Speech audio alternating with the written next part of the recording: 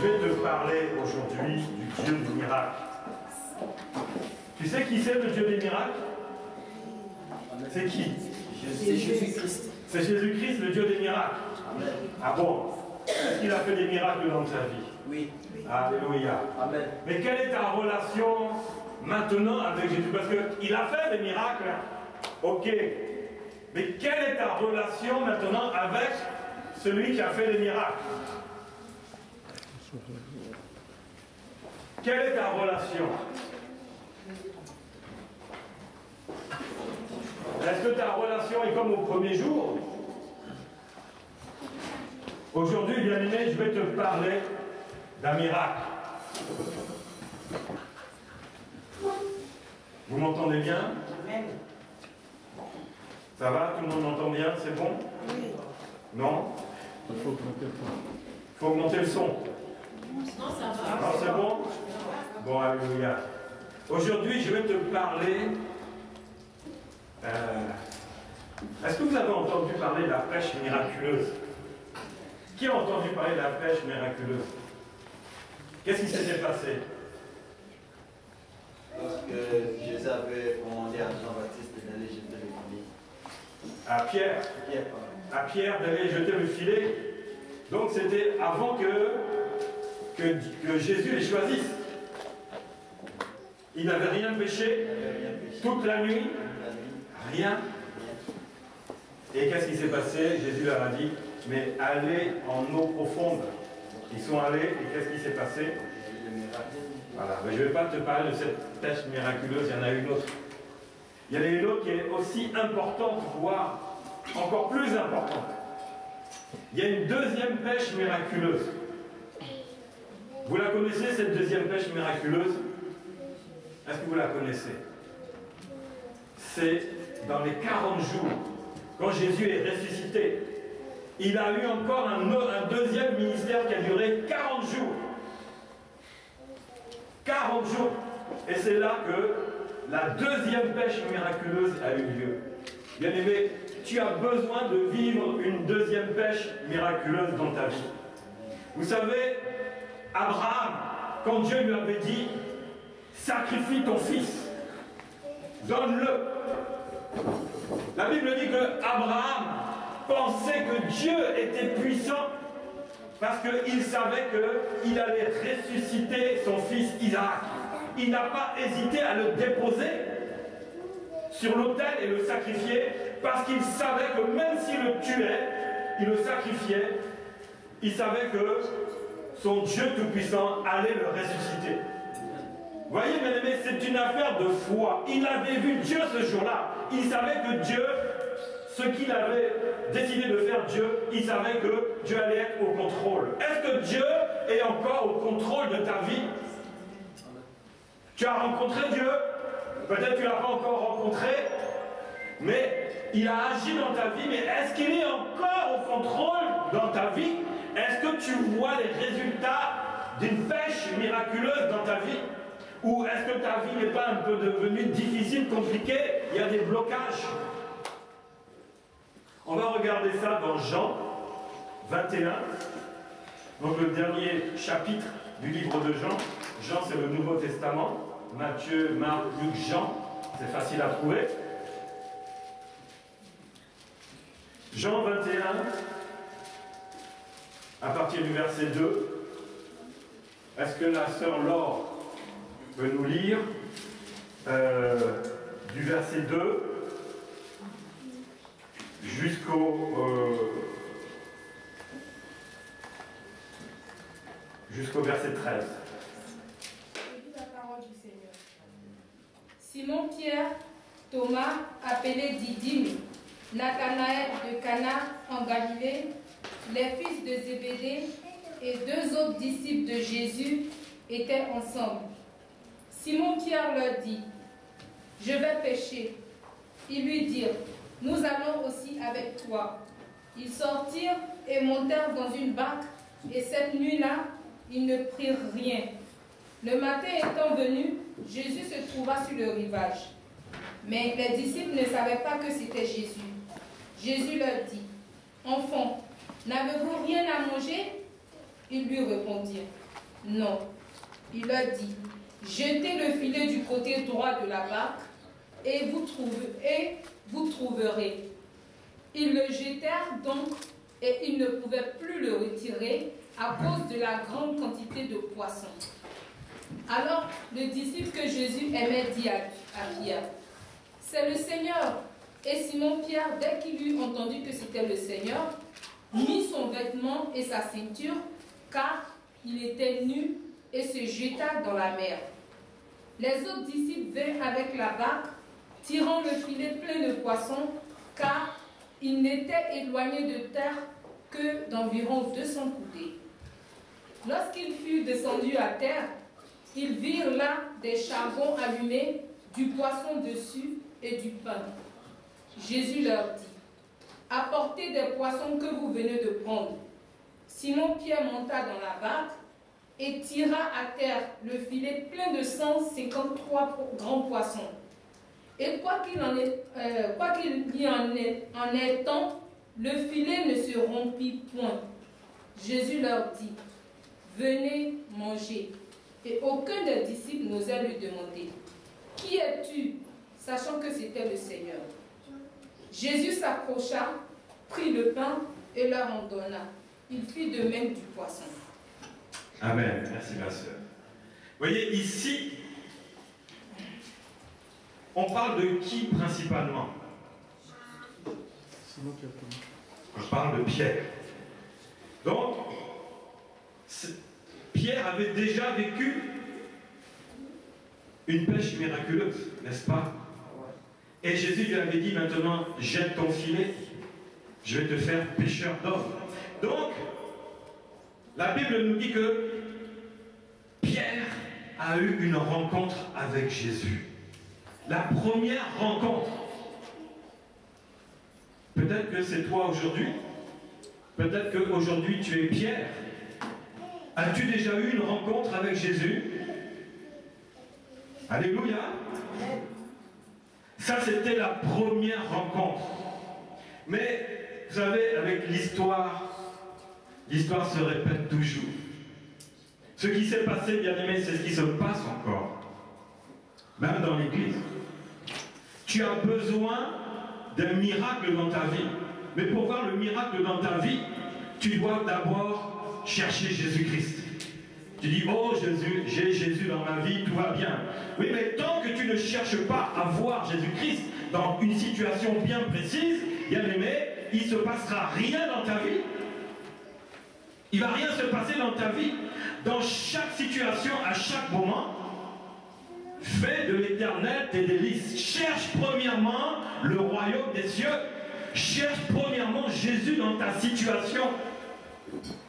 Et tu vas voir. C'est là que le temps des miracles va se produire dans ta situation. Bien aimé, Pierre a eu une vie, 3 ans avec le Maître, 3 ans avec Jésus-Christ. Physiquement, est-ce que toi tu as vu ça?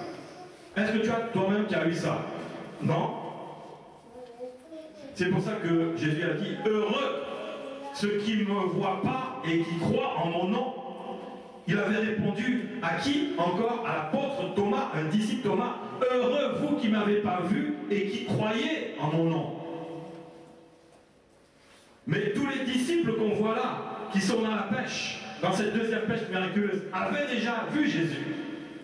Jésus leur avait déjà parlé. Mais regardez la situation. Situation d'échec. Bien aimé, dans la vie, tu reçois Jésus-Christ comme Seigneur. Il se passe quelque chose de miraculeux dans ta vie, n'est-ce pas? Quand Jésus vient dans ta vie, il va toujours se passer quelque chose de miraculeux. Mais pourquoi tu as passé du temps avec Jésus? Pierre a passé du temps avec Jésus. Jésus l'a enseigné, l'a formé pendant 3 ans. Toi, tu es là à chaque réunion. Tu es là aux enseignements. Tu es là aux prières. Tu es là aussi dans le culte d'intercession, dans le culte d'adoration. Mais il y a un problème dans ta vie. Est-ce que tu sais qu'il y a un problème dans ta vie? Amen. Tu Tu le sais, je le sais, nous le savons tous. Pierre le savait. Pierre a marché pendant 3 ans, formé comme disciple. Il a vu les miracles, les prodiges. Toi, tu les as entendus, tu les as lus. Mais lui, il les a vus. Il était participant et actif parce que Jésus l'avait envoyé. Et lui-même était participant au miracle, à la puissance de Jésus-Christ qu'il a vu se manifester à travers Jésus-Christ et à travers lui-même et à travers les disciples. Mais, bien aimé, quand le maître n'est plus là, qu'est-ce qui se passe? Pierre avait dit, quoi qu'il arrive, je serai avec toi. Quoi qu'il arrive, je serai avec toi. Jésus a dit, là où je vais, tu ne peux pas aller. Tu ne peux pas aller là où je vais. Aussi, j'irai avec toi, même jusqu'à donner ma vie. Oui, tu donneras ta vie, mais ce n'est pas ce moment-là. Et lorsque Jésus se livra, il se donna, et qu'il fut crucifié, avant la crucifixion, il se fut arrêté, Pierre le suivait à distance. Parce que là, il ne pouvait plus. Il avait vu que là, maintenant, sa limite, ça s'arrêtait. Ça s'arrêtait. Et Pierre a renié une fois, 2 fois. Combien de fois Pierre a renié Jésus? 3 fois avant que le coq ne chante. 3 fois. 3 fois. Imaginez celui qui se disait le bras droit ou le garde du corps. Voilà. Pierre se prenait pour le garde du corps de Jésus tellement. Mais regardez, maintenant, une situation compliquée, qu'est-ce qui s'est... Le garde du corps, il a fait quoi? Il a voulu voir, mais il ne pouvait pas approcher. Il ne pouvait pas, c'était trop dangereux pour lui. Trop dangereux. Et voici que Jésus est crucifié, Jésus est mort, 3 jours, il ressuscite.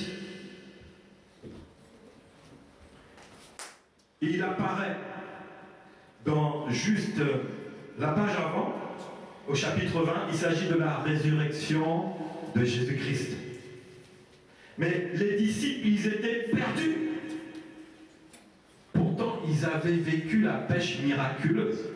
Bien aimé, quand tu vis le miraculeux de Jésus-Christ dans ta vie, est-ce que ta vie va changer? Est-ce que tu peux te retirer de ce Jésus-là? Mais pourtant, Pierre l'a fait. Et pourtant, nous le faisons aussi. Amen. Et Jésus a dû se montrer 40 jours. Parce que quand Jésus n'est plus là, qu'est-ce qui se passe? La vie ancienne en revient. Pierre s'en voulait tellement. Il culpabilisait. Il est parti retourner à sa pêche. Pécheur qu'il était, pécheur il est redevenu. Mais Jésus est venu à eux. Au verset 22 du chapitre 20, après ces paroles, il souffla sur eux et leur dit, recevez le Saint-Esprit. Ceux à qui vous pardonnerez les péchés, ils leur seront pardonnés, et ceux à qui vous les retiendrez, ils leur seront retenus. Voyez, bien-aimés, les disciples étaient réunis, ils étaient tous là, sauf Thomas, le disciple Thomas. Mais quand Jésus s'est présenté à eux, ils étaient dans l'étonnement. Il a dit, la paix soit avec vous. Ils ont reconnu Jésus. Les mains percées, les pieds percés, la vie qu'il avait donnée, le voici maintenant ressuscité. Et Jésus les condamnait en disant, mais pourquoi vous doutez? Pourquoi vous mettez toutes ces pensées mauvaises dans votre cœur? Je ne vous avais pas dit que je reviendrai, me voici maintenant. Et je vais souffler sur vous le Saint-Esprit. Jésus a soufflé, bien-aimé, le Saint-Esprit. Et qu'est-ce qui s'est passé? Qu'est-ce qui s'est passé, bien-aimé? Est-ce que le Saint-Esprit a suffi à ce que leur vie change? Est-ce que ça a suffi? Non, bien-aimé. Il fallait que, malgré le Saint-Esprit qui était rentré dans leur vie, Jésus a soufflé le Saint-Esprit dans leur vie. Est-ce que tu as reçu le souffle du Saint-Esprit dans ta vie? Alléluia, tu l'as reçu, bien-aimé. Tu sais que le Saint-Esprit est en toi. Mais tu as besoin quand même d'une pêche miraculeuse. Les disciples avaient reçu le souffle du Saint-Esprit par Jésus-Christ lui-même. Dites-moi, est-ce que ça a changé leur vie? Est-ce que quelqu'un peut me dire si ça a changé la vie à ce moment-là? Non. Non, parce que ce qu'on a lu, c'est que Pierre avait décidé, Pierre qui avait reçu le souffle du Saint-Esprit, qui avait reçu le Saint-Esprit, Pierre était là. Il y avait les 11 disciples sauf Thomas. Et les 11 disciples, dont Pierre qui était là, avaient reçu le Saint-Esprit de la part de Jésus. Mais qu'est-ce qui s'est passé? Pierre, malgré ça, est retourné à la pêche. Vous voyez pas qu'il y a un problème? Tu as beau recevoir le Saint-Esprit, mais si tu ne cherches pas Jésus-Christ, tu vas retourner à la pêche. Tu vas retourner dans les habitudes. Échec, échec. Est-ce que ta vie est faite de victoires? Ou est-ce que ta vie est faite d'échecs? C'est les autres qui l'ont, moi je ne l'ai pas. Bien-aimé, la Bible dit que Pierre dit, je vais retourner à la pêche. Et tous les autres, qu'est-ce qu'ils ont fait? Ils l'ont suivi. Ils sont tous retournés dans leur vie de tous les jours. Ils sont repartis à la pêche. Le Saint-Esprit était avec eux. Amen. Le Saint-Esprit était sur eux. Mais ils sont retournés à la pêche. Bien-aimé, c'est pas, la Bible dit, c'est pas le début d'une chose qui compte. C'est la fin de toute chose. La fin de toute chose qui compte. Tu as reçu Jésus. Jésus a agi dans ta vie. Mais là, maintenant, bien aimé, dans ta situation, est-ce que tu as cherché à voir Jésus? Tu as fait les choses par toi-même. Tu dis, j'ai le Saint-Esprit. Je vais aller à la pêche. Je vais aller au travail. Je vais faire quelque chose que je dois faire. Mais ça n'est pas suffisant, bien aimé. Il faut d'abord chercher Jésus. Il faut d'abord chercher Jésus. Dis, je dois chercher Jésus. Oui, mais tu vas me dire, j'ai déjà chez Jésus. Oui, mais je vais te répondre. Oui, mais cherche-le encore. À chaque fois, mets Jésus devant chaque projet que tu as. Chaque travail que tu veux engager. Mets d'abord Jésus. C'est-à-dire que tant que tu ne l'as pas vu, ne lâche pas. Ne fais pas une prière, oh Seigneur Jésus, je te remets mon projet, je te remets mon travail, je te remets mes activités. Merci. C'est pas ça. Cherchez en profondeur. Rentre dans la profondeur. Cherche le Seigneur Jésus-Christ. Alléluia. Et Pierre est parti à la pêche. On a vu qu'est-ce qui s'est passé. Ils ont pêché encore la nuit et ils n'ont rien pris. Le matin, ils rentrent, rien du tout. Mais tout d'un coup, qu'est-ce qui se passe? Jésus connaissait leur incrédulité. Il leur avait fait des reproches. Pourquoi vous êtes incrédules comme ça? Pourquoi vous ne croyez pas en moi? Pourquoi vous ne croyez pas à ma parole? Il a même soufflé le Saint-Esprit sur eux. Ça ne suffisait pas. Et Jésus dit, maintenant vous allez jeter le filet du côté droit. Qu'est-ce que ça veut dire? Jésus, il s'est assis où? Sur le trône à la droite, n'est-ce pas? À la droite. Et il dit quoi? Jette du côté droit. Allez du côté de Dieu. Allez jeter votre filet du côté de Dieu et vous verrez. Et la Bible dit qu'ils jetèrent et il y avait une grande quantité de poissons. Mais ils ont entendu Jean dire, mais est-ce que ça ne serait pas le Seigneur? Est-ce que ça ne serait pas le Seigneur qui est sur la berge? Est-ce que ce n'est pas le Seigneur qui est sur la terre qui nous a parlé? Ils étaient qu'à 100 mètres. Le bateau était en train de revenir. Bien aimé, des fois, on revient dans des situations d'échec. On a tenté de faire quelque chose. On n'a pas eu le résultat. Tu as travaillé, mais tu n'as pas été payé. tu as fait un travail, mais ça n'a pas eu le résultat que tu voulais et tu reviens à nouveau au point de départ. Il voulait, après avoir travaillé toute une nuit, il n'avait rien eu. Mais au moment de rentrer à 200 coudées, ça veut dire 100 mètres. À 100 mètres, bien aimé, c'est proche.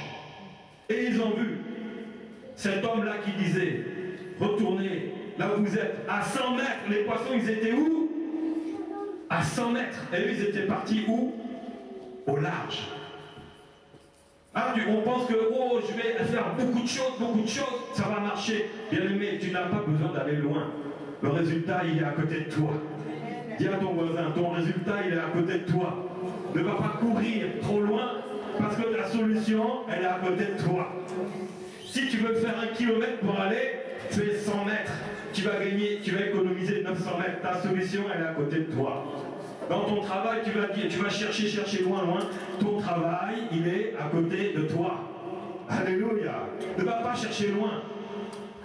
Et à 100 mètres, Jean se rend compte que c'est Jésus qui est là.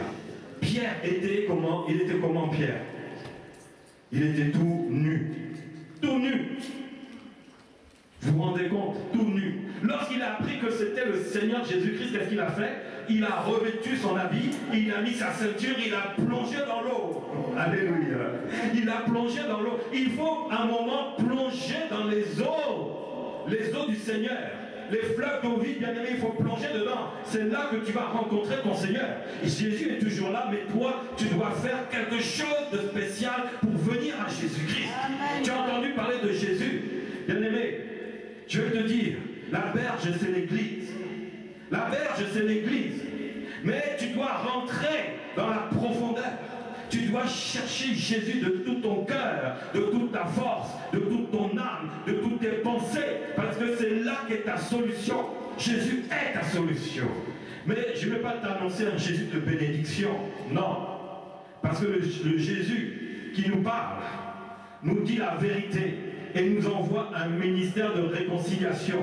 Donc, bien aimé, quand tu veux te réconcilier avec quelqu'un, tu rentres dans un domaine dangereux. Parce que lui, il n'a pas forcément envie de se réconcilier avec toi. Il n'a pas vraiment envie d'écouter la vérité.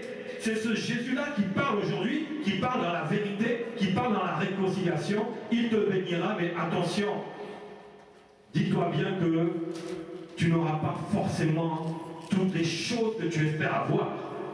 Tu te trompes. Amen. Ce n'est pas le Jésus milliardaire qui répond toujours à tes prières. Seigneur, je veux ça, tiens, voilà. Seigneur, je veux ça, tiens, voilà. Seigneur, je veux ça, tiens, voilà. Ce n'est pas ce Jésus-là que je vous parle aujourd'hui. C'est le Dieu véritable, qui connaît ce que tu as besoin, qui donnera ce que ton cœur désire. Ce qui trouve juste et bon, il te le donnera. Alléluia. Et, bien aimé, dans cette pêche-là, lorsqu'ils ont jeté le filet, qu'est-ce qui s'est passé? 153 poissons, gros poissons, des gros poissons, on ne dit même pas la taille, c'était des gros poissons dans le filet. Mais ils étaient où ces poissons? Ils étaient où? Ils étaient où? La Bible dit lorsque, à un moment, ils sont arrivés au bord de la berge. Là, ils sont arrivés maintenant dans la présence du Seigneur. Dans la présence du Seigneur. Jésus a dit, apportez-moi des poissons. Bien aimé, quand Dieu te bénit, Dieu te demande, apporte-moi une partie de ta bénédiction. Tu as eu une surprise. Tu as reçu une somme. Vous savez, les poissons, ça représente de l'argent. Parce qu'on les vend. Ça représente une valeur importante. Jésus a dit quoi? Il a dit, apportez-moi des poissons que vous venez de prendre. La part de Jésus. Jésus réclame toujours sa part. Ils auraient pu dire, ben non, regarde, il y a un poisson, il y a du pain. Nous, les poissons, on en a besoin. Parce que Jésus, pendant tout ce temps-là, tu as disparu. Nous, nos ventres, ils étaient secs. Nos maisons, il n'y a plus d'argent, il n'y a plus rien. Donc 150 poissons, on est 6, on va se les partager. On aura de l'argent. Mais Jésus réclame cela. Parce que les poissons lui appartiennent. Alléluia. Il a donné l'ordre aux poissons pour entrer dans ce filet. Dieu, Jésus, va donner l'ordre à ta situation. Si ta situation est bloquée, tu as marché avec Jésus. Tous les jours, tu dis Jésus, tu te lèves Jésus, Jésus, Jésus. Mais finalement, tu fais de la religion. Tu as fait de Jésus une habitude. Jusqu'à maintenant, même tu as reçu le souffle du Saint-Esprit, c'est devenu une habitude. Jésus, tu es où? Tu es où? Tu es où? Tu travailles, tu vas à l'église, mais il ne se passe rien. Tu as besoin de chercher Jésus. Tu as besoin de chercher Jésus-Christ. Alléluia. Ne t'éloigne pas. Jésus leur avait dit, ne vous éloignez pas de Jérusalem, parce que je vous enverrai maintenant la puissance d'en haut. Il avait déjà soufflé le Saint-Esprit, mais il leur a dit après, ne vous éloignez pas. Bien-aimé, ne t'éloigne pas de cette assemblée-là. Ne t'éloigne pas jusqu'à ce que Jésus va agir dans ta vie. Jérusalem, bien-aimé, c'est comme l'église de Jésus-Christ. Ici, c'est comme Jérusalem pour Jésus-Christ. Il dit, ne t'éloigne pas, parce que je vais commencer à travailler dans cette assemblée-là. Je vais commencer à travailler dans ce lieu. Ne t'éloigne pas, jusqu'à ce que tu vas voir ce qui va se passer dans ta vie. Ne t'éloigne pas, bien-aimé. Alléluia. Ne t'éloigne pas de l'église. Oh, merci Seigneur. Parce que la Bible dit dans 2 Corinthiens 5, 17 à 19, celui qui est en Christ, il est une nouvelle créature. Voici, toutes les choses anciennes sont passées et toutes choses deviennent nouvelles. Vous connaissez ce passage, mais que dit la suite? C'est là qui est intéressant. La suite dit, car Dieu était en Christ. Qui est Christ? Dieu était en Christ. En Jésus-Christ. Donc Jésus-Christ, il est qui? Il est Dieu. Alléluia. Il est quand tu dis le Dieu des miracles, le Dieu de la pêche miraculeuse, c'est Jésus-Christ. Il faut que tu mettes ta foi à ce niveau-là comme Abraham n'a pas douté. Dieu lui a dit, donne-moi ton fils unique, tu vas le sacrifier. Et Abraham n'a pas douté parce qu'il savait que c'est le Dieu des miracles qui lui parlait. Est-ce que, bien-aimé, tu sais que c'est le Dieu des miracles qui te parle encore aujourd'hui? C'est ce même Dieu-là. Même s'il y a une distance, même si la foi est à un niveau, même si la faiblesse vient, mais lui, il ne change pas. Jésus, bien-aimé, ne change pas. Ta situation, il la connaît. C'est pour ça, la Bible dit, car Dieu était en Christ, réconciliant le monde. Réconciliant le monde avec lui-même. Vous savez, Pierre et les disciples avaient besoin de Jésus-Christ. Même dans le ministère de 40 jours. Pierre et les disciples avaient marché avec Jésus-Christ. Mais ils avaient encore besoin de Jésus-Christ. Comme, bien aimé, nous avons besoin de Jésus-Christ. Tu as besoin de Jésus-Christ dans ta situation. Quelle est ta situation? Qu'est-ce qui te bloque dans ta vie? Qu'est-ce qui t'amène maintenant à douter? Ah, parce que ça dure et ça continue. Tous les jours, tu vas travailler, tu vas chercher du travail, tu n'en as pas. Ta situation est bloquée. Et puis le monde va dire, oh, vous savez, c'est la crise.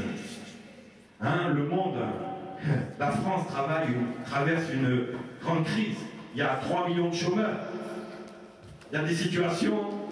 Pour avoir du travail, maintenant il y a une compétition, pour un poste il y a 30-40 personnes qui viennent, même pour un logement, tu veux un logement, c'est compliqué, tout est devenu compliqué, travail c'est compliqué, logement c'est compliqué, même la famille c'est compliqué, les enfants sont devenus compliqués, tout est compliqué, les enfants, on en a fait des enfants rois, si l'enfant dit non, tu dis ah, il va dire d'accord. C'est pas grave. Tout est compliqué, bien-aimé. Parce que on ne marche plus réellement avec Jésus-Christ. C'est la vérité. Regardez Pierre et les disciples. Quand ils sont repartis à la pêche, est-ce qu'ils marchaient avec Jésus-Christ? Non. Parce qu'en eux, il y avait déjà la condamnation du péché. Pierre s'est dit, mais j'ai renié 3 fois Jésus. Il va dire, oh moi, j'ai un péché là, je n'arrive pas à m'en séparer. Oh le Seigneur Jésus, tu vas mettre plus ta foi dans la condamnation de tes œuvres, de ton péché, que ta foi dans la miséricorde de Jésus-Christ. Alléluia. Et c'est ainsi que ta foi dans le miracle va poser un problème. Alors que tu dois élever ta foi. Parce que Jésus a réconcilié. Il a d'abord réconcilié Pierre. Il a réconcilié le monde avec lui-même. Dans le monde, il y avait Pierre. Pierre était dans le monde, bien-aimé. Mais il a fallu que Jésus envoie la réconciliation. Bien-aimé, tu as besoin de te réconcilier. Alléluia. Bien-aimé, c'est la vérité. Parce que la Bible dit que Jésus a envoyé son ministère de réconciliation dans ta vie. Tu sais, ne sais-tu pas que tu as un ministère de réconciliation avec toi-même, avec Jésus, avec les autres, avec tout le monde? Il y a un ministère de réconciliation. Les poissons étaient fâchés avec Pierre. Pierre, un pécheur, les poissons étaient fâchés. Les poissons ils n'étaient pas réconciliés. Quand on n'est pas réconcilié, on est fâché. Les poissons étaient fâchés avec Pierre. Et Pierre était fâché avec les poissons. Les poissons ne voulaient pas venir avec Pierre. Il y a des situations, bien aimé, on est fâché. Tu es fâché avec ta famille, tu es fâché dans ton travail, tu es fâché dans tes collègues, avec tes collègues, tu es fâché même avec la nourriture, tu es fâché même avec ton compte en banque. Quand tu le regardes là, tu dis c'est pas possible, mon compte en banque tu m'aimes pas. Je mets l'argent mais ça sort, je sais, j'ai rien compris. Tu es fâché et tu es fâché.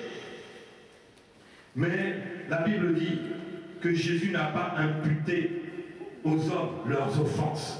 Il n'impute pas, il ne t'impute pas tes offenses, bien-aimé. Ce que tu fais qui n'est pas bon aux yeux de Dieu, il ne te l'impute pas si tu lui demandes pardon. Et la Bible dit, il a mis la parole de la réconciliation. La Bible nous parle aussi du ministère de la réconciliation. Bien-aimé, cherche le Seigneur Jésus-Christ d'abord. Cherche-le. La situation, tu vois que tu as même laissé tomber. Reviens dans cette situation-là. Reviens dans cette situation-là. Pierre en avait terminé avec cette nuit de pêche, il n'avait rien eu, il a dit bon c'est terminé, maintenant je laisse tomber. Mais lorsqu'il a aperçu Jésus-Christ, il est reparti pêcher. Bien-aimé, il faut que tu aperçoives Jésus-Christ. Là où tu es, Jésus-Christ est là. Là où tu es, Jésus-Christ, bien-aimé, il attend que toi, tu t'approches de lui, il attend que tu le voies. Mais comment tu vas le voir? Est-ce qu'il est physique? Non. Mais il faut que tu commences à prier. Il faut que tu fléchisses genoux. Il faut que tu commences à le louer, à l'adorer. Tu vas voir Jésus-Christ et tu vas voir ce qu'il va te dire dans ta situation. Il va te mettre une pensée ou quelqu'un va te dire où tu vas voir. Le Seigneur va reprendre là où tu avais arrêté, là où ta situation était bloquée, tu l'as même mis de côté. Je n'ai pas réussi dans ce domaine-là, je laisse tomber. Est-ce que, bien-aimé, tu as vu, tu as demandé à Jésus-Christ, est-ce que tu t'es réellement approché de lui? Alléluia. Est-ce que tu t'es réellement approché de lui pour qu'il te dise, tu es parti à gauche, maintenant, pas à droite. Pas à droite. Tu avais tel projet. Mais non, ce n'est pas bon. Le projet que j'ai, voilà, fais ça. Bien aimé, il faut que tu attendes que le Seigneur te le dise. Ah oui, mais il n'y a pas de prophète ici. Donc Dieu ne parle pas. Bien aimé, tu es le prophète de ta propre vie. Parce que Dieu avait parlé à Jean. Dieu avait parlé à Pierre. Tu es le prophète de ta propre vie. N'attends pas qu'un prophète vienne pour dire qu'est-ce que je dois faire dans ma vie. Non. Jésus a mis un ministère de réconciliation entre toi et lui. Il y a un ministère de réconciliation. Alléluia.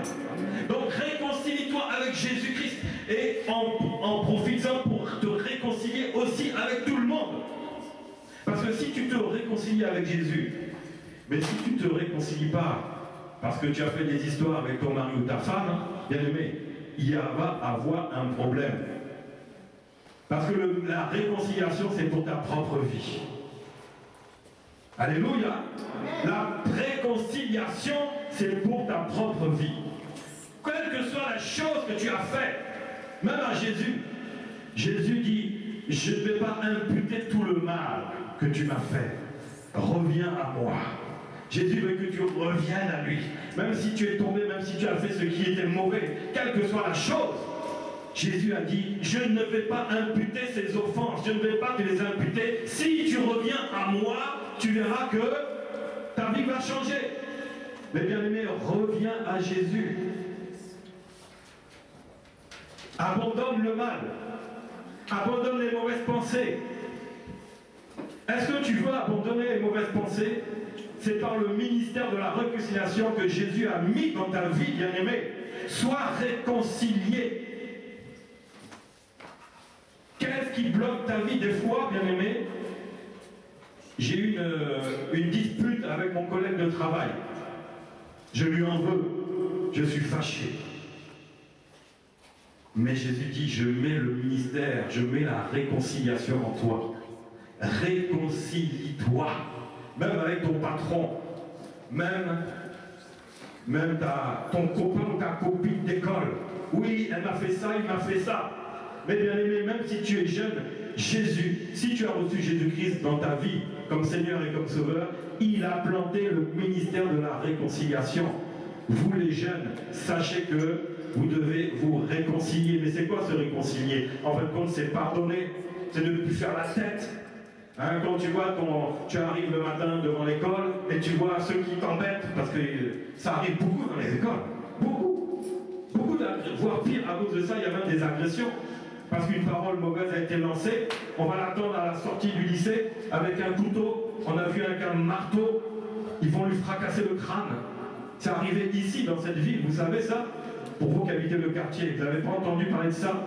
Il avait mal parlé à la sortie, ils avaient pris... Qu'est-ce qu'ils ont trouvé comme arme? Un marteau. Ils l'ont bloqué, ils ont tapé sur son crâne. Prends un marteau et tape sur un clou. Ça fait quoi? Ça s'enfonce dans le bois. Mais maintenant, remplace le bois par la tête. Ça fait quoi? Mais le gars était entre la vie et la mort. Pas de réconciliation, pas de Jésus. Pas de Jésus, bien aimé. Il faut que tu cherches Jésus parce qu'il a mis en toi le ministère de la réconciliation. Ça ne va pas dans ton travail. Réconcilie-toi avec ton travail. Alléluia. C'est facile. Seigneur Jésus, montre-moi ce qui ne va pas. Donne-moi la force. Que je sache, je vais me réconcilier dans mon travail, avec mon patron, avec mes collègues. Mais ça se passe comment? Tu peux leur dire, tu sais ce que tu m'as fait là. Vraiment, c'est pas bien. Non. Il faut même plus dire c'est pas bien. Ce que tu m'as fait, j'ai oublié. Il ne faut pas continuer à condamner, parce que si tu dis c'est pas bien, ben, là tu es en train de remettre encore du feu sur l'huile, sur le problème tu mets du feu. Non, ne l'accuse pas, ne lui envoie pas des reproches. Tu sais, la dernière fois il y avait une embrouille, ah je crois qu'on s'est mal compris, mais excuse-moi, même si c'est toi qui as raison, excuse-toi, tu vas éteindre le feu. Le feu éteint le feu. De quel feu? Il y a le feu du diable et le feu de Dieu. Alléluia. Mais toi, envoie le feu de Dieu sur le feu du diable. Parce qu'il va éteindre, il va consommer. Il va te consumer. Il ne faut pas un feu étranger dans ta vie. Le feu étranger, c'est le feu qui ne vient pas de Dieu, mais il y a le feu éternel. Celui qui consume. C'est lui qui va consumer maintenant cette dispute, cette fâcherie qu'il y a dans ta vie. Alléluia. Tu as besoin d'envoyer ce feu. Et tu vas dire, mais, mon collègue, excuse-moi, je crois que les paroles ont été trop loin, franchement, c'était pas dans mes pensées, c'était pas, mais je me suis laissé, excuse-moi, pardonne-moi. Deux solutions, qu'est-ce qu'il va faire? Première solution, ça serait quoi, à votre avis? Celle qu'on voit souvent, ça serait quoi? Vous n'avez jamais pardonné à quelqu'un? Et qu'est-ce qui se passe alors? Dans deux cas, il y a deux cas. Comment? Soit il pardonne ou bien il refuse. Je te pardonne ou je ne te pardonne pas. Mais toi, tu as mis le ministère de la réconciliation. Moi, personnellement, ça m'est arrivé, là où je travaillais avant, j'avais mon responsable, il aimait bien boire. Dès qu'il y avait une occasion, il buvait. Même, il s'était surnommé un pinarien. Pinarien, c'est pinard. Vous savez, le pinard, c'est un mot qui veut dire vin. Du pinard, ça veut dire aussi, vous avez entendu, je sais pas, c'est un terme assez français, un peu grossier. C'est le mot grossier du vin, du pinard. Alors, lui, il s'est dit, nous, on est des pinariens. Des pinariens, comme des végétariens. Vous savez, c'est quoi un végétarien? C'est quelqu'un qui se nourrit que de légumes. Ben lui, un pinarien, il se nourrit que du vin. Tellement il aime le vin, se nourrit que de ça. Mais même dans son travail, parce qu'il habitait sur son lieu de travail, mais jusqu'à un moment, il était ivre comme ça se voyait, il revenait au travail, il n'avait pas encore dessoulé. Donc ça se voyait, il riait pour bêtement. Tu vois quelqu'un qui vient le voir, il pose une question, puis il est en train de rire comme un âne, il était encore tout rouge, sous l'effet d'alcool, quoi. Bref, ça se voyait, puis ça se sentait, même si c'était brossé les dents, ça dégageait l'odeur là. Et c'était devenu tellement chaud pour lui, il me dit, bon, faut qu'on arrête l'alcool dans le travail parce que là, on est allé trop loin, on risque d'avoir des gros problèmes dans le travail. Mais moi, je le suivais à l'époque, sans trop le suivre parce que ça me digérait rien, mais c'était mon patron, quand il buvait, il fallait que je boive. Heureusement, j'étais pas tout le temps avec lui, sinon j'étais saoulé aussi. Et il y avait un restaurant sur le lieu de travail. Et moi, j'allais souvent au restaurant pour voir les collègues, parce qu'on travaillait ensemble, et puis alors, ils m'offraient toujours un verre. Eux aussi, c'était l'alcool. Ils mettaient du jus d'orange, dans le jus d'orange, ils mettaient de la vodka, et puis voilà, hop. Et moi je leur dis non, je bois que du jus d'orange. On était là assis, tous, un verre jaune, jus d'orange. Et lui il arrive, me voit de loin, il me fait comprendre qu'il m'a vu. Parce qu'il dit maintenant on ne boit plus d'alcool au travail. Sinon on va perdre notre travail. On nous a repérés. Et il me voit comme ça, mais il fait demi-tour. Bon, j'ai dit à mes collègues, ça va chauffer sur moi. Parce qu'ils pensent que je bois de l'alcool, alors je bois que du jus d'orange. Je sors. Il m'attendait derrière la porte. Oui, qu'est-ce que je vous ai dit? Qu'est-ce que vous avez pu? J'ai dit non, c'est du jus d'orange. C'est faux. Je sais ce que vous mettez dedans. C'est pas que du jus d'orange. Il y a du gin, il y a de la vodka, il y a ceci, cela. Je vous ai interdit de boire de l'alcool. Mais qui avait tort? C'était lui, parce que je ne buvais pas d'alcool. Et qui avait raison? C'était moi. J'aurais pu lui dire et insister pour dire mais vous vous trompez. Je n'avais pas bu d'alcool, mais je n'ai rien dit. Et il commençait à me menacer. Si vous continuez à boire de l'alcool, je vais vous virer. Là, dans une semaine, je vous ai foutu à la porte. Et moi, je ne disais rien. Et j'encaissais. Et qu'est-ce que j'ai mis en place? Ministère de réconciliation. Aussitôt, je lui souriais. Il me menaçait, je lui souriais. Vous savez, quand tu es supérieur à quelqu'un, ou prenons l'image, vous avez vu les chiens par exemple. Vous connaissez les petits chiens, hein? C'est que, comme ils sont petits, ils aboient pour un rien. Ah, comme ça. Mais le gros, est-ce que vous voyez un gros chien? Non, lui il est fort. Il sait que c'est pas devant un petit chien qui va se mettre à aboyer. Mais quand le petit chien voit le grand chien, c'est le petit chien qui devient hargneux. Et le grand chien, lui, il est tranquille. Il sait qu'il est fort. Il est au-dessus de ce petit-là, minuscule. Mais c'était comme ça. Je me voyais spirituellement tellement élevé par rapport à lui qui était... il n'avait pas Jésus. C'est un croyant, un catholique, il allait peut-être une fois à l'église par an. C'est encore, c'était quand il y avait des obsèques. Et encore, même pas pour la veillée de Noël. Donc c'est quelqu'un qui était juste un croyant, c'est tout. Et moi je lui souriais. Il me disait, mais ça va bien, ça va pas chez vous. Je suis en train de vous menacer de vous virer et vous souriez, vous souriez. Et on s'est quitté comme ça. Et même quand on s'est quitté, il parlait de loin en me menaçant encore. Il continue jusqu'à ce qu'il m'ait vu. Vous allez voir, vous allez voir. Vous avec votre sourire, vous allez voir, vous allez voir. Et moi, ministère de réconciliation. Seigneur, il ne sait pas ce qu'il dit, il se trompe, je lui pardonne. Le lendemain, il était arrivé avant moi, il prenait le travail avant moi. Et je ne sais pas ce qui s'est passé la nuit, mais quand quand je suis arrivé vers lui, il est là comme ça. Et moi, qu'est-ce que j'ai fait? Je lui ai tendu la main.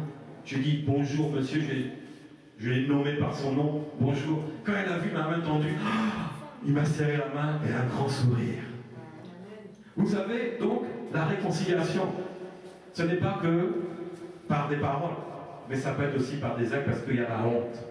Le PDG, le patron là, il se prend un grand chien, mais en fin de compte, c'est un petit roquet, un tout petit teckel de rien du tout là, un petit rase-motte, spirituellement. Spirituellement. Il rase le sol. Toi, tu es au-dessus de ton patron, mais tu ne peux pas être au-dessus de ton patron autre que spirituellement. Parce que c'est lui qui te paye. Mais c'est à toi de faire le geste parce que lui, il ne le fera pas. Mais comme toi, tu l'as fait, il va te considérer. Il dit, celui-là, il a quelque chose de spécial. Il a quelque chose de spécial. Peut-être le jour où j'aurai besoin d'un responsable du personnel, comme il sait gérer des situations, je vais l'appeler. Le jour où le chef du personnel est en arrêt maladie, je vais le tester à ce niveau-là. Et le jour où il faut un nouveau chef du personnel, s'il a fait l'affaire, je vais l'embaucher parce qu'il a une relation extraordinaire avec les gens, parce que ce qu'il a fait, il a su me maîtriser. Et moi-même, toute la nuit, j'ai mal dormi à cause de lui. Parce que j'étais dur et lui, il ne répondait pas. Pourquoi il ne répondait pas? Peut-être c'est qu'il avait raison. Il avait raison. Et j'avais raison. Et il a compris ça, le Saint-Esprit est parti lui parler. Oh! Mais vous savez ce qui s'était passé après? J'étais devenu son copain. Ouais. Il m'invitait chez lui. Mais il y avait toujours l'alcool. Parce que c'était chez lui. Ah, alors là, moi, on mettait des barrages. Parce que lui, là, c'est trop. Moi, je veux bien avoir un verre de temps en temps. À l'époque, j'étais pas né de nouveau. Donc, j'acceptais les petits verres. Mais quand le Seigneur m'a dit, toi et l'alcool, c'est terminé. Donc là, maintenant, je ne savais plus. Et je l'avais toujours comme patron. Mais du jour au lendemain, j'ai dit, viens, on va boire un verre à la maison. J'ai dit non. J'ai dit comment? Bah si c'est de l'eau, du jus d'orange, un jus de fruits, mais pas d'alcool. Oh, mais tu n'es pas intéressant. Moi, je ne veux plus marcher avec toi. Vous savez, quand tu es en Christ, maintenant, il se passe une séparation. La réconciliation se fait et tu vas maintenant te réconcilier et tu vas marcher avec des nouvelles personnes. Alléluia. Parce que je ne pouvais pas continuer à marcher avec celle-là, parce que sinon il y aura encore eu des risques d'accrochage. Le Seigneur nous écarte, bien aimé. Il nous écarte. Il a mis le ministère de la réconciliation dans ta vie. Réconcilie-toi avec ce que tu vois qui peut bloquer ta vie. Quelle que soit ta vie. Ton frère, ta soeur, dans la famille, bien aimé. Et la famille, on dit, on choisit ses amis, mais on ne choisit pas sa famille. Donc, c'est-à-dire que dans la famille, je ne connais pas une famille qui ne vit pas des problèmes. Il n'y en a pas une, même chez les chrétiens. Même chez les chrétiens. Réconcilie-toi avec ta famille, c'est ainsi que tu seras réconcilié avec Jésus, c'est ainsi que tu verras le Dieu des miracles se manifester à nouveau. Parce que tu vas dire, oh non, mais moi je vais chercher Jésus, je vais faire comme l'homme de Dieu a dit, je vais fléchir le genou, je vais chercher jusqu'à ce qu'il me voie ce que je veux. Mais il va te dire d'abord, réconcilie-toi. Je ne peux pas faire si tu ne t'es pas réconcilié. Alléluia. Pierre, il fallait qu'il s'y réconcilie avec son ministère. C'est pour ça que Jésus a dit, m'aimes-tu, Pierre, m'aimes-tu? Et Pierre a dit, mais oui Seigneur, tu sais que je t'aime, paie mes brebis. Il lui repose encore la même question, Pierre, m'aimes-tu? Mais Seigneur, tu sais que je t'aime, paie mes brebis. Et il lui dit une troisième fois, Pierre, m'aimes-tu? Mais Seigneur, je t'ai déjà dit 2 fois je t'aime, tu sais que je t'aime, paie mes brebis. Bien-aimé, réconcilie-toi avec ce que Dieu t'a donné. Alléluia. Dieu t'a donné quelque chose de précieux, ne le mets pas de côté, va le chercher. Pierre n'était plus fait pour pêcher les poissons. Il était maintenant un ministre de Dieu, mais seulement il avait quitté. Bien-aimé, ce n'est pas le début qui compte, c'est la fin de toute chose. Et toi, bien-aimé, réconcilie-toi avec ce que Dieu t'a donné. Dieu t'a donné quoi? Un père, une mère. La Bible dit, honorez vos parents afin que vous ayez longue vie sur cette terre. Réconcilie-toi. Tu veux vivre longtemps. Bénis tes parents. Prie pour eux. Ils ne sont pas chrétiens. Prie pour eux afin qu'ils soient sauvés aussi. Et qu'ils aient longue longue vie, parce que la vie longue est dans Jésus-Christ, bien-aimé. Jésus est celui qui va rajouter ce qu'on t'a enlevé. On avait décidé qu'à 60 ans, tu allais mourir, mais quand tu reçois Jésus, Jésus dit, je rajoute 20 ans. 20 ans à ta vie. Et quand les 20 ans vont arriver, maintenant tu vas dire, Seigneur, voici, maintenant j'ai 80 ans. Oui, je vais encore rajouter à ta vie. Alléluia. Il faut que tu te réconcilies.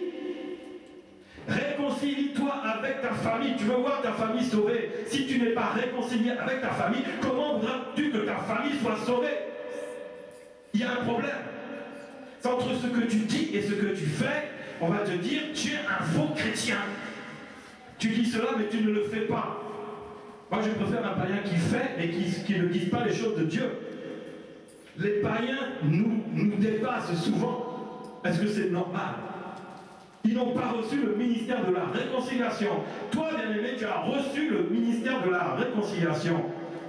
Et la Bible dit que si tu pardonnes à cette personne, moi, Jésus, je vais lui pardonner aussi. Alors pourquoi tu bloques? Pourquoi tu bloques, bien-aimé? Le ministère de la réconciliation est un ministère de délivrance. Tu dois délivrer tes parents. Regarde bien. Moi, je ne connais pas une personne. Moi, personnellement, je suis réconcilié avec tout le monde dans ma famille. Même si on avait lancé des paroles de malédiction, j'ai pardonné parce qu'ils ne savaient pas ce qu'ils disaient. Je suis réconcilié. Je n'ai pas le problème. C'est ainsi que les membres de ma famille, au moins 2, sont déjà sauvés. Alléluia. Parce que le ministère de la réconciliation, je l'ai mis en place. Bon, moi, je connais telle personne là dans ma famille, il est méchant. Il est méchant, il est sorcier. Mais, bien aimé, envoie le ministère de réconciliation sur ce sorcier-là et tu verras. Il y a un feu qui va venir sur lui. C'est pas un feu étranger qu'il a, mais si toi tu vas envoyer le feu de Dieu dans sa vie, avec la réconciliation, tu vas lui pardonner ses offenses, tout ce qu'il a pu te faire, que tu supposes, parce que tu ne l'as pas vu. On ne voit jamais un sorcier à l'œuvre. Les sorciers, il n'y a pas plus traître, il n'y a pas plus faux cul qu'un sorcier. Vous savez ça? Les sorciers, ils ne vont pas te faire face à face.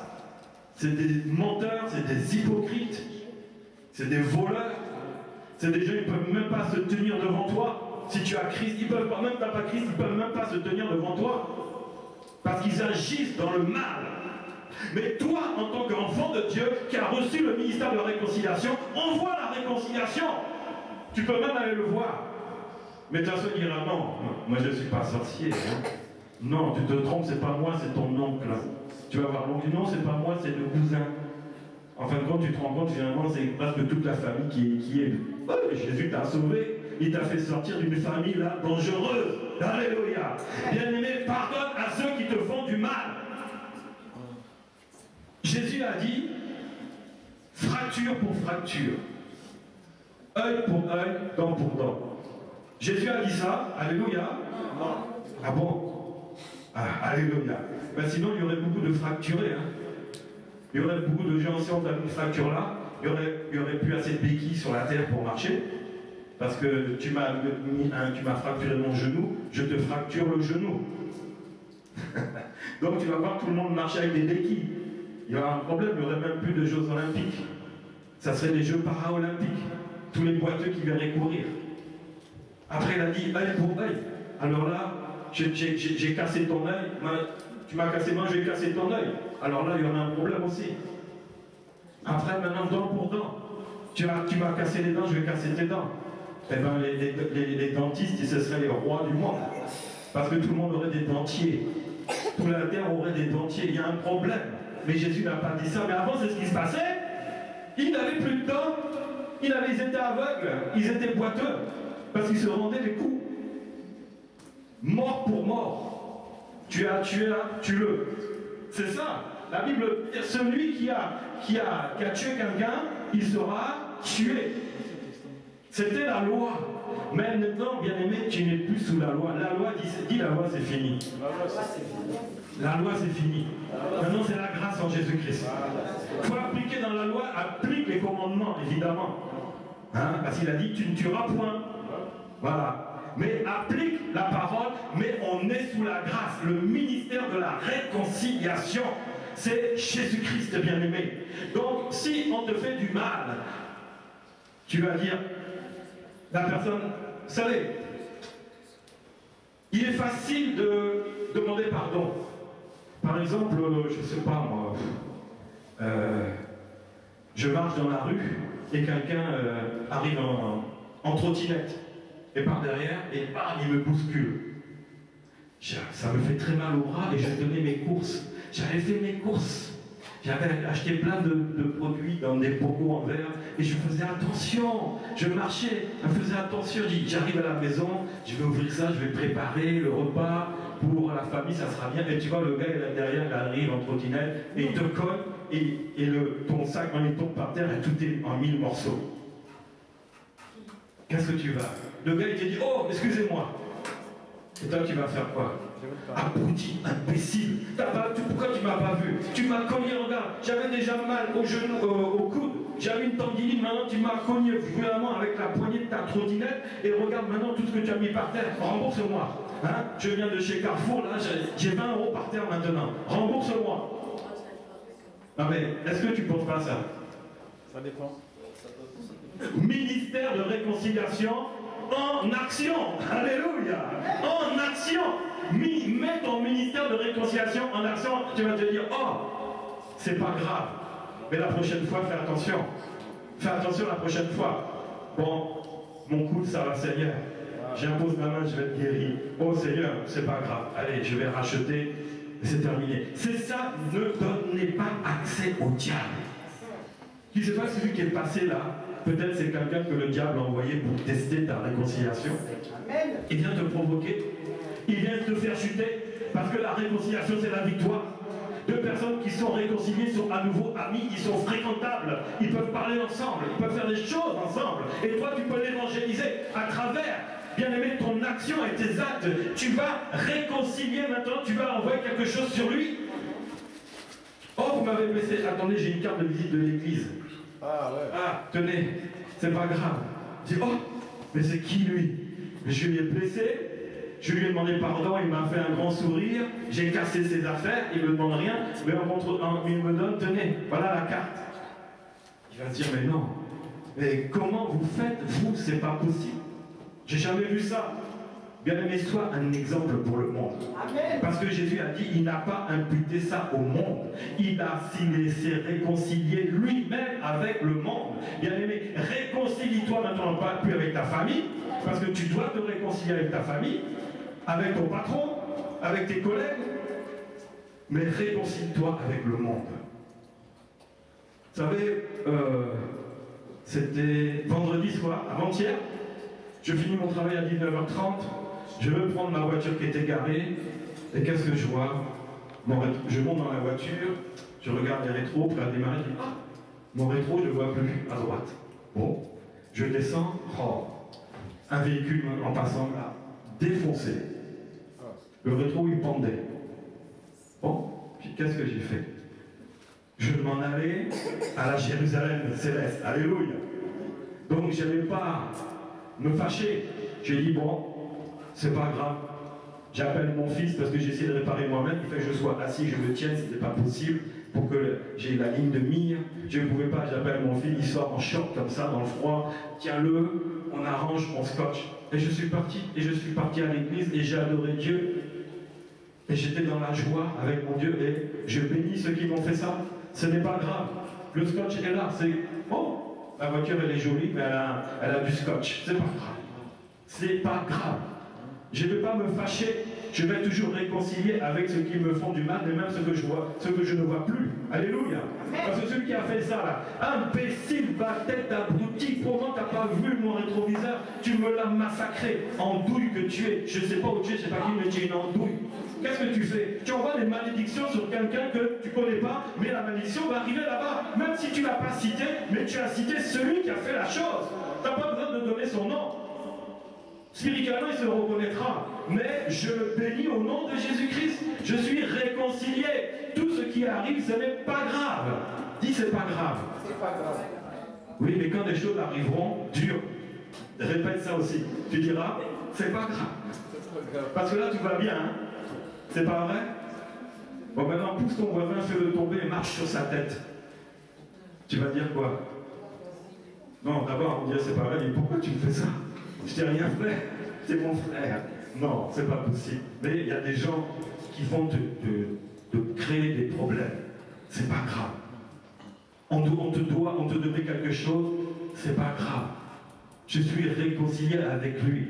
C'est-à-dire, mets le ministère que Jésus a mis dans ta vie en premier. Tu veux que la pêche soit miraculeuse? Alléluia. Non, je ne suis pas pêcheur. Je n'ai pas de bateau, et puis ici on est à Paris, donc on ne peut pas aller à la mer. Mais c'est une image, bien aimé. C'est une image. Tu n'es pas un pêcheur de poissons, mais tu fais quelque chose dans la vie. Tu as ton activité, et qui n'est pas peut-être aussi fructueuse que la pêche miraculeuse. Mais le Seigneur va te donner, il va pourvoir parce que tu t'es réconcilié, tu as mis en pratique le ministère de la réconciliation, tu vas voir ce que Dieu va te faire. Mais quand Dieu va te faire, n'oublie pas, Jésus a dit, donnez-moi des poissons. Ça veut dire quoi? Quand Jésus leur a donné 150 poissons, mais Jésus a dit quoi? Donnez-moi des poissons. Mais attendez, comprenez bien, Jésus était déjà assis au bord de l'eau, il avait déjà un poisson qui faisait rôtir, il avait du pain, donc il avait de quoi manger. Mais Jésus a dit, donnez-moi des poissons. Pourquoi? Rends ce qui appartient, rends une part, donne une part à Dieu. Tu veux voir les miracles dans ta vie, bien-aimé? Quand Dieu t'a déjà béni, donne-lui une part. Donne-lui une part. Bien-aimé, est-ce que c'est moi qui le dis? Non. Est-ce que c'est moi qui cherche ton argent? La Bible dit, Jésus a dit quoi? Donnez-moi des poissons. Apportez-moi des poissons que vous venez de prendre. Alléluia. Amen. Tu as reçu un héritage, tu as reçu une somme auprès de laquelle tu ne t'attendais même pas. Ton nom n'était même pas affiché sur l'héritage. Mais on t'appelle un coup de fil qui dit, ah, venez chercher 10 000 euros. Ah, oula, mais mon compte était à découvert et voici que j'apprends un oncle lointain qui est décédé. Mais ce n'est pas une pêche miraculeuse. Tu ne pensais même pas à lui, mais lui pensait à toi. Alléluia. Et qu'est-ce que tu vas faire? Tu vas voir le notaire. Oh, chèque. Bon, moi, je peux faire des espèces. Envoyer. 10 000 euros dans la poche. Oh là là, merci Seigneur. Et tout d'un coup, il y a la pensée qui te rappelle. Il y avait un homme de Dieu qui avait dit que Jésus avait dit, donne-lui des poissons. Oh, mais c'est des billets d'argent, c'est pas des poissons. Oui, mais les billets sont verts comme les poissons aussi. Ils ont la même couleur, ils n'ont pas la même odeur. Mais ce qui compte, c'est qu'il faut que tu donnes à Dieu. Alléluia. Tu ne t'attendais pas à cet héritage. Tu ne savais même pas que ton oncle pensait à toi. Alléluia. Non, ça ne m'est jamais arrivé. Ça ne m'est jamais arrivé. Bah oui, moi personnellement, j'ai jamais touché un héritage. Mais il y a d'autres, c'est un exemple bien aimé, n'est-ce pas? Ouais. Tu peux t'attendre à des surprises. Tout d'un coup, tu travailles tranquillement comme tout le monde et tout d'un coup, à la fin du mois, tu vois ton virement sur ton compte en banque de ton salaire, au lieu d'avoir 1500 euros, tu reçois 2500 euros. Ah, mon patron, il s'est trompé. Allô, le trésorier, il y a une erreur. Parce que tu es obligé, si tu le bouffes, tu dirais après ils vont se rendre compte, ils vont te le réclamer. Donc tu vas demander d'abord, est-ce qu'il n'y a pas une erreur? Et le trésorier dit, ah mais non, moi je vois prime exceptionnelle, parce que vous avez été bon, efficace et tout, mais mes autres collègues ne l'ont pas eu. Pourquoi pour moi? Ah, parce que le patron, je ne sais pas, il a décidé que vous aurez cela. Alléluia. Oh, merci Seigneur, j'ai 500 ou 1000 euros en plus ce mois-ci. Et Jésus dit quoi? Apporte-moi quelques poissons. Pourquoi tu veux bloquer Dieu? Ce que tu as reçu sans que tu fasses quoi que ce soit. Ton salaire, tu l'as mérité, tu l'as travaillé, il est à toi. Alléluia. Mais quand Dieu te donne en plus, eux, ils avaient travaillé, ils n'avaient rien eu. On l'a vu, rien du tout. Ils ont eu une pêche extraordinaire. Bien aimé, tu peux avoir un résultat extraordinaire. Tu n'as pas de salaire, tu n'as pas de travail. Mais cherche Dieu, il va te donner un travail. Il va te dire maintenant, apporte-moi quelques poissons. Est-ce que c'est normal ou pas? C'est normal. Ah, pourquoi on ne le fait pas? Parce qu'il n'y a pas la réconciliation. Le cœur n'est pas réconcilié. Le cœur est toujours en bagarre. Il est toujours fâché. Oh, moi je pardonne, mais il ne faut pas qu'il s'approche de moi. Parce que je lui ai pardonné ce qu'il m'a fait là. Mais 3 mètres, c'est le pardon. À 2 mètres, il n'y a plus de pardon. Maintenant, s'il m'ouvre la bouche, c'est la guerre. Mais toi-même, tu as dit, je t'ai pardonné. Oh mon frère, je te pardonne, hein, mais t'approche pas de moi. Ne m'adresse pas la parole, parce que je t'ai pardonné. Est-ce que c'est sincère? Est-ce que c'est la réconciliation que Jésus attend? Non. Jésus veut que la réconciliation soit efficace. Jésus a montré la réconciliation avec Pierre. Pierre était tout nu, c'est-à-dire qu'ils étaient la dèche, la galère. Pierre était à poil. Même pour travailler. Va travailler à poil. Va au travail à poil, tu vas voir. On va chercher les pompiers. Mon salarié est devenu fou. Il vient au travail tout nu. Pierre était tout nu. Ça n'allait pas dans sa tête. Pierre était tout nu, mais quand il a vu que c'était Jésus, il s'est habillé à nouveau et le travail revenait, bien-aimé. Cherche Jésus, cherche à voir Jésus, bien-aimé. Et mets cette réconciliation dans ta vie et tu vas voir que tu vas t'habiller maintenant bien. Avant, tu étais crado, tu t'habillais n'importe comment parce que ça n'allait pas. Les poissons, ça venait pas, le travail, ça venait pas. Tu t'es négligé. Pierre s'était négligé jusqu'à il était tout nu. Mais lorsque Jésus vient, bien-aimé, tu vas te commencer à t'arranger. Tu vas chercher l'habit, tu vas chercher la ceinture, tu vas chercher le maquillage. Non pas pour les hommes. Quoique, maintenant, les hommes se maquillent aussi. Mais la femme va chercher à bien, l'homme va mettre le parfum, il sera propre et tout, bien-aimé. C'est la preuve qu'il y a la nouvelle réconciliation qui s'effectue dans ta vie, bien-aimé. Et ça se voit au fruit que tu vas porter. Alléluia. Bien-aimé, c'est le réveil. Jésus t'amène à nouveau dans un nouveau réveil. Oh, je suis réveillé. J'ai confessé Jésus. Oui, bien-aimé, mais peut-être qu'il y a eu un problème. Tu peux à nouveau maintenant revenir vers Jésus. Jésus veut à nouveau te réveiller. Tu t'es endormi. L'Église a vite fait de s'endormir, bien-aimé.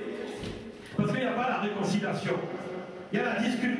Même au sein de l'Église, vous savez qu'il y a c'est pas des disputes, des critiques. Oh, lui il est comme ça, oh, lui il est comme ça, oh, ceux qui sont devant, oh, ceci, oh, ceci. Est-ce que c'est vrai ou pas? Et pourtant, on a reçu un ministère de destruction. Alléluia. Amen. Ministère de destruction. Ministère de quoi? Alors pourquoi tu ne te réconcilies pas? Pourquoi tu n'arrêtes pas de critiquer celui qui est à côté de toi? Et derrière, oh là là, tu as vu ça? Il ne sait même pas prier. Oh, tu as vu ça? Quand il chante là, c'est une bonne casserole. Il ne sait même pas chanter, mais il va faire chanter, il a tout gâté. Et puis tu as vu comment il vient à l'église pour s'habiller? Non, on dirait qu'il va en boîte de nuit. Et son maquillage là, elle ne connaît rien dedans. Elle se maquille, on dirait un épouvantail. Il ne se retrouvera jamais, garçon. Si elle me trouvait garçon là, il faut qu'elle sente beau. Elle ne se lave pas, elle sent mauvais. Moi je suis à côté d'elle. Ou à côté de lui, il sent pas bon. Ministère de réconciliation. Bien aimé, c'est pour ça que Jésus est loin même dans l'église. Mais j'ai une bonne nouvelle. Jésus prépare son terrain. Il est sur la berge. Il est sur la berge et il veut à nouveau maintenant se montrer à toi. Il va se montrer à toi, bien-aimé. Il ne t'impute pas tes offenses, il ne t'impute pas tes critiques et tes reproches. Il vient à toi, bien-aimé, tel que tu es. Habille-toi. C'est le temps de Dieu de te lever. C'est le temps du réveil. Ici, bien-aimé, Jésus vient. Jésus va commencer à faire un travail. Tu vas être réveillé. Il va te réveiller encore. Tu étais éveillé, mais il va te réveiller. Alléluia. Acclamons le Seigneur.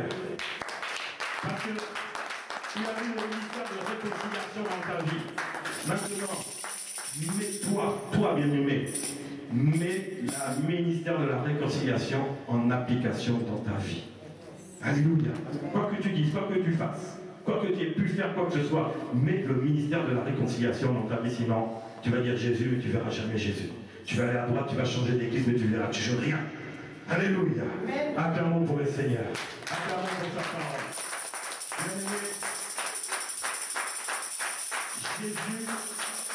Jésus a dit, que vous tous qui êtes fatigués et chargés, c'est-à-dire vidés, quoi. C'est pas chargé, c'est chargé de problèmes, donc vidés de solutions. Venez à moi. Venez à moi. Et je vous donnerai du repos, c'est-à-dire la vie. La vie. Bien aimé, je ne sais pas si tu as déjà reçu Jésus-Christ comme Seigneur et Sauveur dans ta vie. Qu'est-ce que c'est que de recevoir Jésus-Christ dans sa vie? La Bible dit dans Romains 10, au verset 9, « Si tu confesses le Seigneur Jésus-Christ de ta bouche, et si tu crois que Dieu l'a ressuscité des morts, tu es sauvé. » Là, il y a le ministère de réconciliation qui vient. Si tu as du mal à te réconcilier, c'est que tu n'as pas encore, reçu Jésus-Christ dans ta vie comme Seigneur et comme Sauveur. Bien aimé, le salut, c'est la réconciliation avec Dieu d'abord. Avec Dieu. Dieu veut se réconcilier avec toi. Il a donné Jésus-Christ. Il t'a donné Jésus-Christ. Si tu n'as pas encore reçu Jésus-Christ, tu peux te lever, je vais prier et je vais te faire confesser Jésus afin que tu sois sauvé, afin que le ministère de la réconciliation se mette en place, que tu sois réconcilié avec Dieu, c'est-à-dire que tu vas voir Dieu agir dans ta vie. Est-ce que quelqu'un n'a jamais encore confessé Jésus-Christ dans cette salle? Tu veux confesser Jésus-Christ? Oui, la Bible dit, tu seras sauvé. Être sauvé, c'est la vie éternelle. C'est le ministère que Dieu met en place dans ta vie. Et ce que tu avais du mal à faire, ça va devenir possible. Dieu va commencer à t'élever. Donc, viens devant. Est-ce qu'il y a une personne qui n'a jamais confessé Jésus dans sa vie, comme Seigneur et comme Sauveur?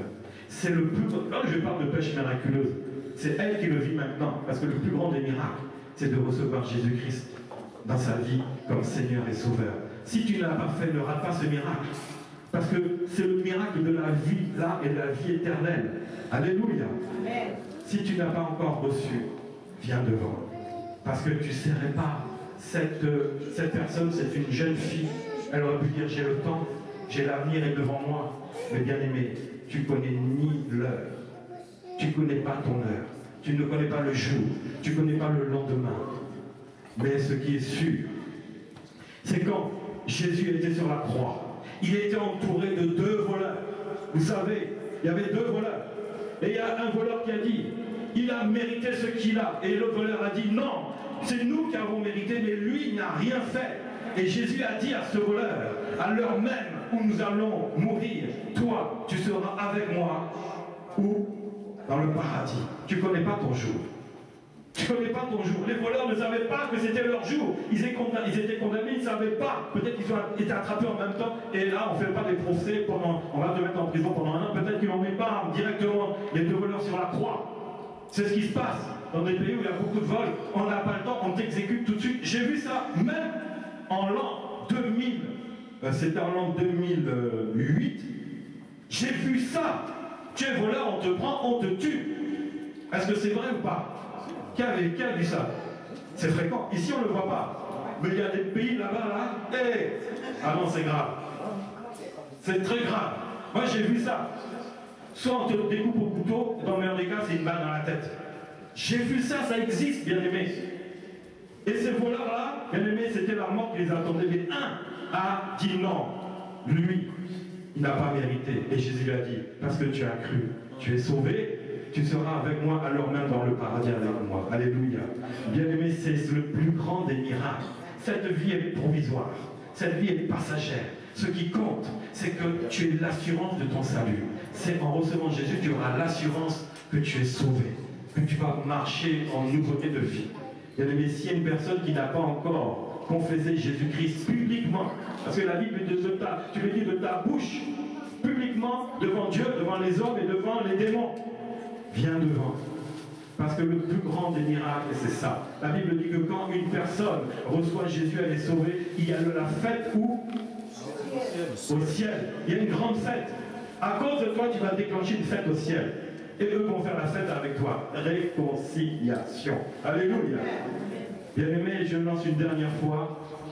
Si tu veux vraiment être réconcilié avec Dieu, que ta vie soit sauvée, viens. Alléluia. Merci Seigneur. On va tous se lever, bien-aimés. Le frère Alexis, c'est bon? Alléluia. Vous avez tous ces temps